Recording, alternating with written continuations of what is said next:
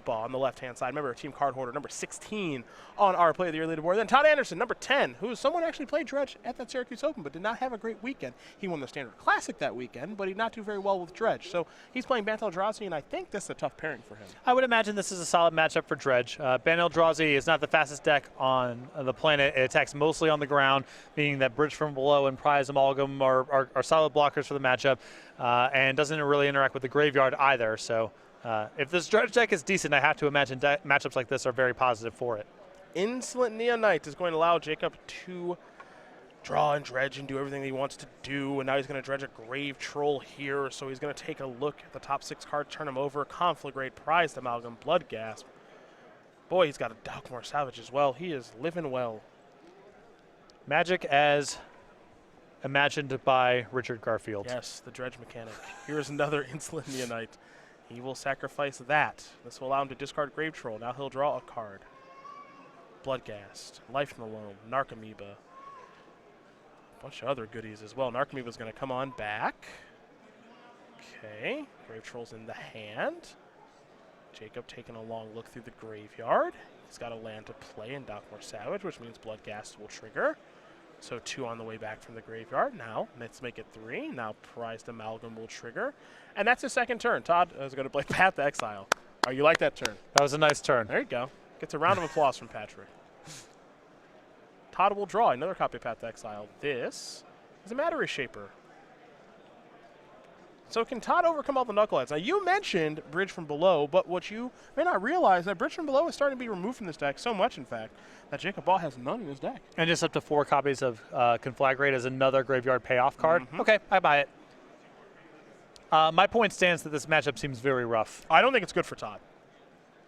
I don't think it's good. Here's a Dredge of a Stinkweed Imp. So 5 cards will be turned over. Prized Amalgam, the Grave Troll, Tormenting Voice, Copperline Gorge, and another Amalgam. Does Jacob actually have a creature to bring back from the graveyard, though? Because I don't know if Todd wants to block. Because if he blocks, then Jacob can then play a land and return Bloodghast, which will return the Amalgam. So this is a weird spot, because I'm not sure if Todd actually wants to block.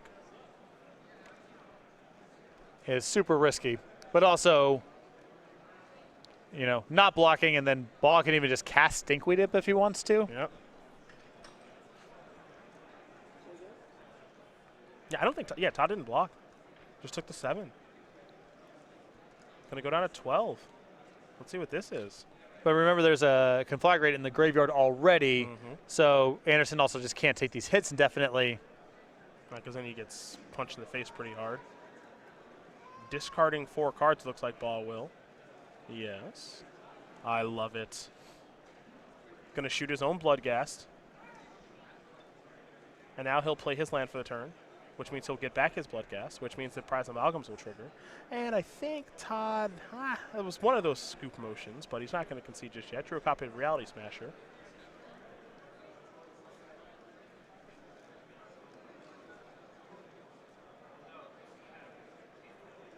See Brushland plus the Temple out there. There's Yavimaya. Here's Spellskite, pass the turn back. He can sort of, kind of live. I mean, he's got a path, too.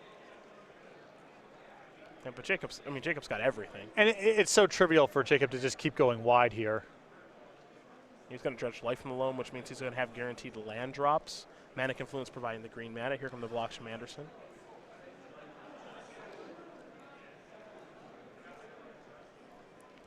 The thing about Dredge is, it doesn't produce, the beefiest of threats, but he just gets to keep doing it. Yeah, it's relentless. It's not the fastest deck in the world, and in some of the matchups that are about pure speed, sometimes the deck doesn't look great. Tom Ross got 3-0'd by Elves in the quarterfinals of the Invitational back in Jersey. But if the matchup is about what's happening on the board and removal spells and so forth, Dredge is really hard to overcome. Todd can help Jacob out while he's shuffling. Matter Shaper is going to die. That's going to trade with Prize Amalgam, so those both go to the graveyard. Matter Shaper's trigger gives Anderson a Thought Knot Seer, which goes to his hand, not going to enter the battlefield. Now, Jacob is going to play Life from the Loam, going to have to take a damage to do it from the Mana Confluence, which means he's going to get a land back, or 2 or 3. Looks like Gemstone Mines. And now a Mana Confluence. Those will go back to his hand. He's not played a land yet this turn, so he will be doing that in just a moment. There is a gemstone mine, which means Fast back to Faithless Looting if he wants to and keep dredging. Yep. He's going to dredge this. Now, that means he needs to hit like a narc move. You don't get to get a good look at the dredge. Bad Jacob. Bad Jacob. Got to show off those cards, man. He's looked at so many cards at this point that if he bricked on a Narcomoeba on 12 cards, I'd be pretty surprised. Yeah. Oh, there's Narcomoeba. All right. Yep, Todd says we're all done here. No reason to show off the graveyard. If he found an Narcomoeba, that means he gets the Amalgams back. And that'll do it. So, Jacob Baugh does win game number 1 here over Todd Anderson. Dredge very quickly up a game over Mantel-Drazi. Not terribly surprised by that game 1 outcome. I just don't think it's a good game 1 matchup. Well, Baugh with a very explosive hand on the play. And Anderson even with a pretty good curve of paths and blockers, but that's not going to cut in this matchup. It's to the sideboards we go. And we will start with Anderson and his 2 Engineered Explosives, 3 Stony Silence. A natural state of Spellsky, 2 Gideon Allies, Zendikar, 3 Negates, and I think the big one, 3 Grafdigger's Cage. Yeah, this seems pretty straightforward. The rest of the sideboard not offering a whole lot here, but the 3 copies of Grafdigger's Cage have to come in. One of the best cards in the format against Dredge. Cage does seem like an auto-include here, and can even find it off Ancient Stirring. So lots of like there from Anderson, though he doesn't have a lot of options. For Jacob Baugh, a Lightning Axe, 4 Leyline of Sanctity, 2 Abrupt Decay, a Dark Blast, an Ancient Grudge, a Greater Gargadon, 3 Nature's Claim, and then 2 Collective Brutality. I imagine the 2 copies of Abrupt Decay coming in almost every single matchup where it can conceivably kill any target, as it also is an answer to Grafdigger's Cage, which any of your opponents could have. The 1 copy of Lightning Axe seems great here as well, with a lot of big stuff in Anderson's deck to kill. Well, there are the options there for each player. And now we will talk about the StarCityGames.com weekly sale that is taking place. Got until Monday to get 25% off of all of your moderately played foils. Yep. New week, every sale over at StarCityGames.com goes live Monday, 11 a.m. Eastern Time, so make sure to be checking back to the website at least once a week, see what the new sale is. This week, 25% off all moderately played foils, so if you're looking to add foils to your various commander decks or decks you play in tournaments, what have you, again, StarCityGames.com. Check out the weekly sale. Changes Monday, 11 o'clock Eastern Time, so get your foils as soon as you can. For Jacob Baugh, currently up a game, we saw him win his first, well, I don't know if it's first open. We'll take a look at the player slide here really quickly. It was his second open earlier this year. He got the job done at 4-color rally. It seems like that deck was eons ago, but it was actually earlier this year, around January, February. I saw him get the job done actually in Columbus that weekend. The 27-year-old from Waterloo, Illinois, with 9 open top 8s, 2 open wins, a member of Team Card Hoarder who plays all types of board games, RPGs, PC games, and card games, watches a lot of anime, and is a certified auto mechanic, and my car could certainly use some work. Maybe I'll have to talk to him after this tournament. I've essentially stopped driving. It's been one of the big benefits of moving and living in a city. Just walk to work? Just walk up. I live 5 blocks from my office. What's it like? It's pretty great. I mean, we'll figure it out when the winter rolls around. Might be harder to walk. Yeah, in Denver, yeah. We'll see. But for now, it's been great. You were an LA guy for what, 10 years? Well, I was like living in California guy. So I was living in Southern California for a little over 11 years, mostly in San Diego, a little bit in Orange County, and was in LA for a bit over a year. So have you gone soft with the cold weather? It's still really nice out. We'll find out. I mean, yeah. I went home for the holidays and, traveling around for the SCG tour. I've been in Indianapolis and Columbus in the dead of winter. It's not like I haven't been around it, but living in it day in, day out, it's been a bit. Been 22, 23 years old the last time that was going on, so I'm sure there'll be an adjustment period. So during the winter, and Denver winters are pretty cold, but you strike me as a hoodie. Yeah. Yeah, you strike me as a hoodie with the hood up, no gloves, still going to jam the tennis shoes kind of guy. Yes. Which means correct. Which means that your socks will get snow on them and you will be annoyed, but won't change. It'll be fine. Yeah, it won't change. Yep. I had a feeling. Just pegged. I see a Clippers hoodie. I got a lot of hoodies. Yep. I like to bundle up. Get the pea coat and the scarf out. I don't know if you could be paid to wear a scarf. That's not really my thing. I didn't think so. It's not really my thing. But it is only 5 blocks. That's probably not too bad. Yeah, it's manageable. You make that work. 5 blocks, so 5 blocks to my office, 5 blocks to a grocery store, 5 blocks to the Capitol building. It's like right in the mix. Okay. So I've been driving very, very little since I've gotten to the city. Not bad. Walking around's just sweet. It is sweet. Actually. Walking around's good. Especially in contrast to Los Angeles, where, what does walking somewhere even mean? It's just not a concept. So I've never actually been in New York. It's like the one city I haven't been to in the United States, and I know a lot of people don't have to drive there. Like everyone just takes the subway places and everything. Yep, between the subway and just how tight the city is, you can walk most places. I'd actually just want to know what that's like. It's pretty sweet. Yeah, because I've never actually lived that lifestyle. Having a car kind of stinks once you don't need one. Yeah. Like, I know plenty of people who live in New York and or like that kind of area of the country where public transit is so good where you just don't actually need to have a car, and some people just don't know how to drive. Right. It's like, why would I know this? Yeah. That's useless to me. I don't know how to fly a plane. Yeah. It's never come up. Well, I don't know if that's the same thing, but okay. I mean, it's the same. Yeah. Get to the same spot. Sure. Here's a noble hierarch for Todd. We're underway here in game number 2. A mountain and a faithless looting for Jacob Baugh. We had Cavern naming human this go around and not Eldrazi for Todd Anderson. Well, we know this because the noble hierarch is in play. Yes. Yes. Discard a couple of dredgers here in Life in the Loam, Stinkweed Imp. Oh, yes. Give that man a medal. Todd moving everything over. Make sure that we can see it at home. Good job. That's right. There's an Eldrazi Temple. This is a Matter Reshaper. That's another Noble Hierarch. Pass the turn back. I don't know if it's necessarily going to come up in this game, but another concern that I have for Anderson in the matchup is it feels like recurring Stinkweed Imp on defense is an element of the game that can come up. It could. It could. I guess he's got a bunch of paths. Maybe. Yeah, I mean, I think he's got some ways to take care of that. It's definitely in play. Yeah. There's Copperline Gorge. Maybe. Maybe not.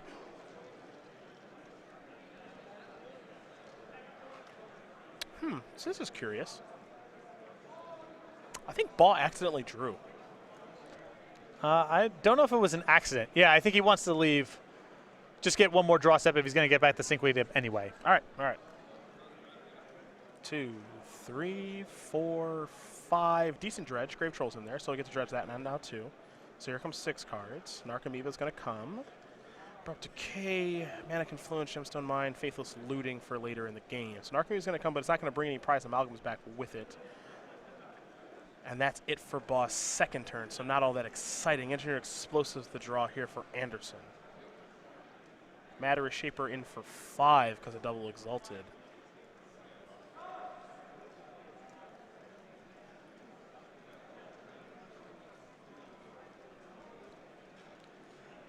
All right, 15. Follow up, another Reshaper. EE on 2, which is, I think, the number you wanted on in this matchup. It's going to take care of Bloodghast and Narcomoebas. Also, Anderson's just flooded with 1s and 3s right now, so that's that's the only number left. Yeah. Here's a dredge of Life of the Loam. Stomping Ground, Amalgam, Bloodghast. Nice set of cards there. Yep.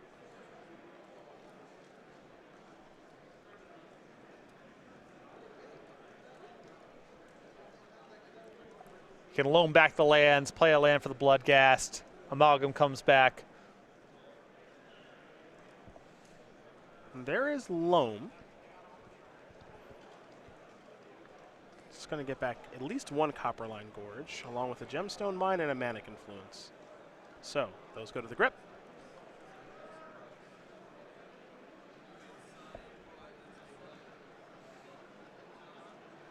And might be Gorge is the land. Yes. So trigger, Bloodghast. Come on back. Amalgam trigger is delayed, of course. Now here is Insolent Neonites. That's a big one, too, because that's a chump block and another dredge. And Anderson will untap and draw. I think Reality Smasher. But here come the Matter Reshapers. Here are your blocks. This is your dredge at instant speed. Discard Grave Troll. And Baugh will dredge the Grave Troll. So 6 cards. Grave Troll is 1, Narcomoeba is 2, Blackleaf Cliffs is 3, Gemstone Mine is 4, Narcomoeba is 5, and Bloodghast is 6. Those are good ones.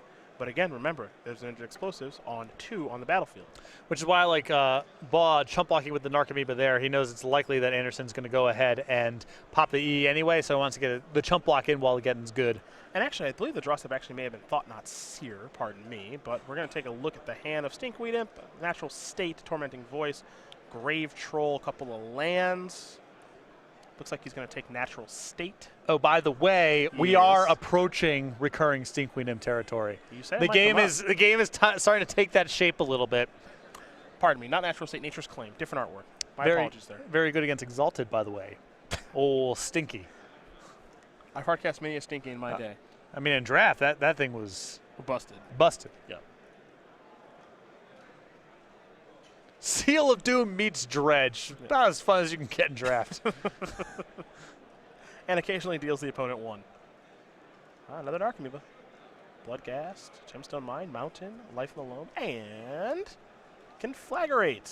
Good one to find, too. Yep. And as you used the word before, relentless. Yep. It's just Anderson had a great curve this game, but it's just so hard for him to get any sort of positive footing. Feels like I'm watching The Walking Dead. They just keep coming. They never leave. Here come the attackers. And I'm imagining here that Anderson's going to see the Noble Hierarchs wiped away and possibly more in the event that he blocks with the Thought-Knots here. Mm-hmm. Looks like no blocks, though. Todd's got a lot of life to work with.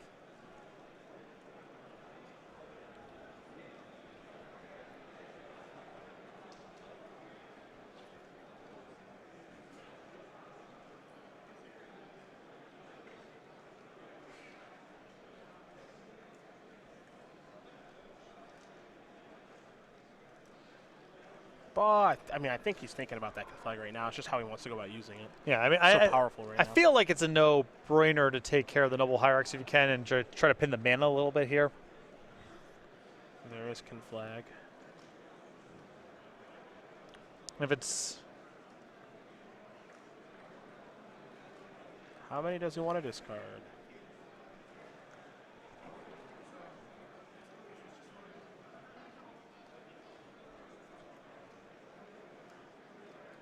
Gonna path the Amalgam and Will Anderson with the leftover mana.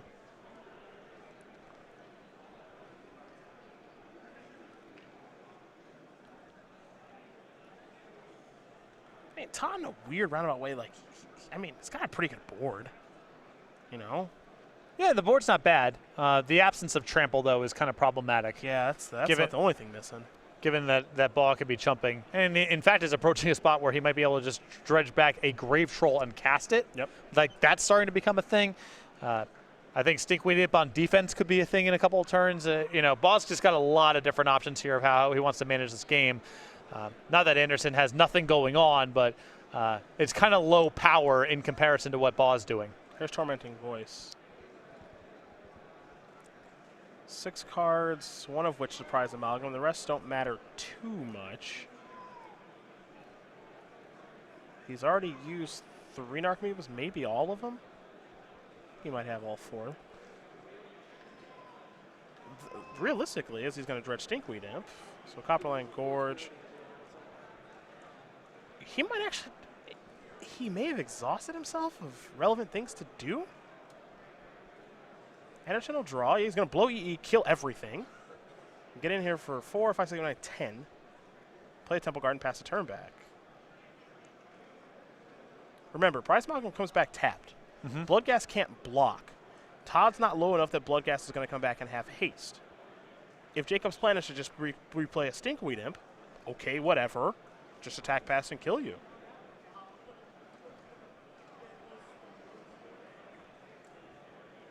There are no more Narcomoebas. I think he just has to take a draw step because there's nothing good for him to dredge into. Yeah, and he's lost the Lightning Axe. Uh-huh. Picked up a Grave Troll, which doesn't matter all that much. And if his turn is just play a big Grave Troll, Todd can just attack by that. Kind of odd. Baugh had the opportunity to dump his whole hand last turn. He could have taken care of the Thought-Knots here for his trouble as well with the remaining 4 cards. And at that point, he also gets another dredge for his trouble as well. Very true. Something about the line of play from last turn in the order of operations doesn't quite line up. Here's Stinky and Bloodghast, and I think Todd is just going to untap. Yeah, Amalgam's going to come back, sure, but Todd can just say untap, attack you with everything, and that is going to do it. So, Todd Anderson's going to win game number 2 here over Jacob Baugh. All that dredging for nothing as Bantel Eldrazi and Dredge going to get ready here for game number 3. I think Baugh is probably not thrilled with the line of play they take there to toll some of the parts because he had the opportunity to, you know, he could have been leveraged a lot more on 3-mana permanents. If he had gone in the route of like recurring Stinkweed Imp, or at least getting the Thought-Knot Seer off the table, then at that point he probably has enough breathing space to leverage his graveyard.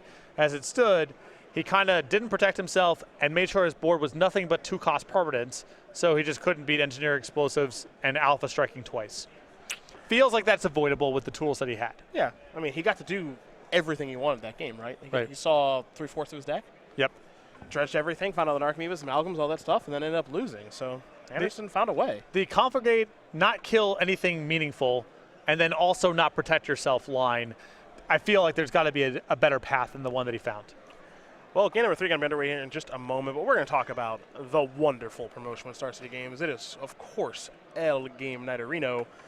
And in the month of September, as you may have seen on our lapels, we've got Bone Chewer Giant, but more stuff coming down the pipeline. Head over to go.starcgames.com/game night for more information and find the game night closest to you. Every month we come out with new kits with pins and foils we send to the stores. The stores can then run game night however they want, any day of the week, any format they want. Just get players in the store on a regular basis for some fun and friendly magic. The September kit you're playing for right now is a Bone Chewer Giant. We've announced our next couple of kits. October will be Hedgehogahog, and then November, which we are announcing for the first time, to my knowledge at least, we have Mole Warden. Again, go.starcgames.com/game night. Find the game night closest to you. Stores, if you want to get signed up for game night and have not yet, contact your Star City Games in-store play representative. All right, that does it for game night. Both players are going to take a look at opening hand. We are underway here in game number 3. Jacob Baugh with a Mana Confluence. And now it's a Faithless Looting. So he'll draw 2, and he'll be discarding 2 cards here in just a moment. But which ones will he be discarding? Do they have Dredge on them? And that is the question. Life in the Loam looks like 1. Don't have a great look at the other one that Jacob's considering just yet, though there is a Tormenting Voice in hand. But he's going to go with Insolent Neonate. Anderson will draw. You can see the Grafdigger's Cage in his hand already. And there it is. That's a big one. We'll see what that Cavern's aiming, of course, but I think the more important card is the artifact, this Cavern's aiming human. I can't imagine that Anderson would keep 7 on the draw if it didn't involve Grafdigger's Cage. I think he's got to be very aggressive in the mulliganing for that. Copperline Gorge. And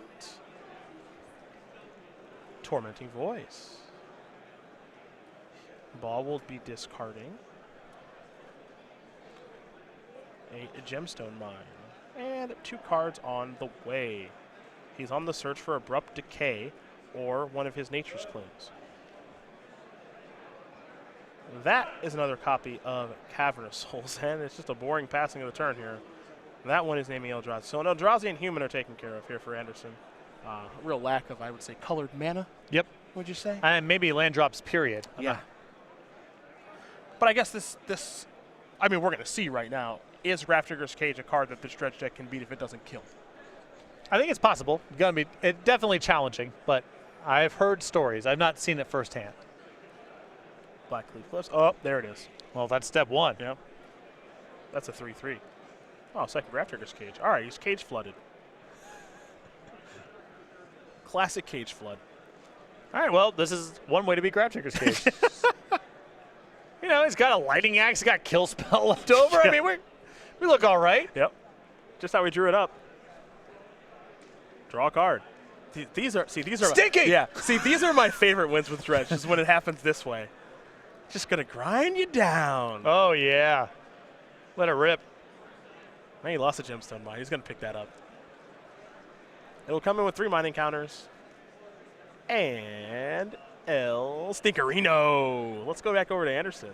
Draw a card. I would recommend drawing a land. That's another Eldrazi Displacer. Mm-hmm. He can't even play his Ancient Stirrings. Baugh with a great offense-defense setup here, too. Dredge a couple. Narcomoeba, nope, doesn't come back. Keep that down there. Grafdigger's Cage says no. In for 4. Anderson down to 13. Here's a Life in the Loam.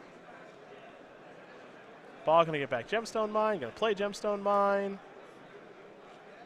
Any sweet follow-ups? I think it just probably hold. Yeah, Anderson will draw. Ancient Stirrings. Todd is stoic as ever. Probably just getting ready for the Bama, Mississippi game. Yeah.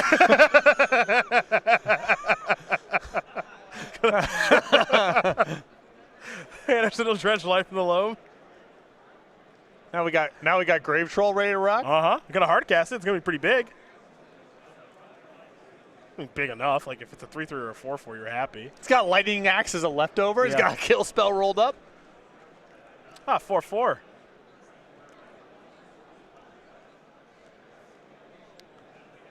Anderson. Ravnica Duel coming just for the rub-ins. Ooh, Brushland right on time. Okay. There.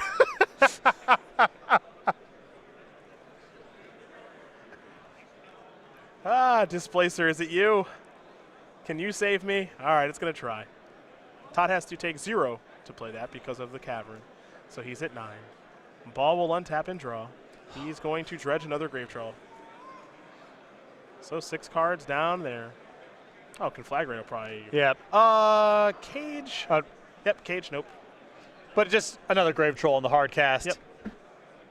Also, Lightning Axe is awesome here. I mean, Gonna, I think, maybe ask Todd a question.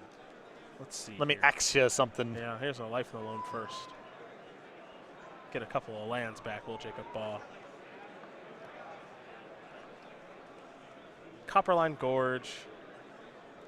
Gonna, I think, axe that Displacer a little question here. It doesn't want to answer. And is it beat down a clock? Yep, Anderson down to 1. Anderson will draw. Yeah, going to do it with the Brushland. Yeah, he's going to take himself out. There's Nation Stirrings. Jacob Baugh's going to win this match. 2 games to 1 over Todd Anderson. Game 3, an embarrassing turn for Todd, unfortunately. Got to keep that hand every single time, but his deck did not call up the lands, and that means Jacob Baugh moving on to 5-1. Yep, not a whole lot of analysis to take away from that game. Number 3, I think Anderson should keep his hand there 100% of the time, and sometimes you just don't draw the 3rd land until Golgari Grave Troll is beating you down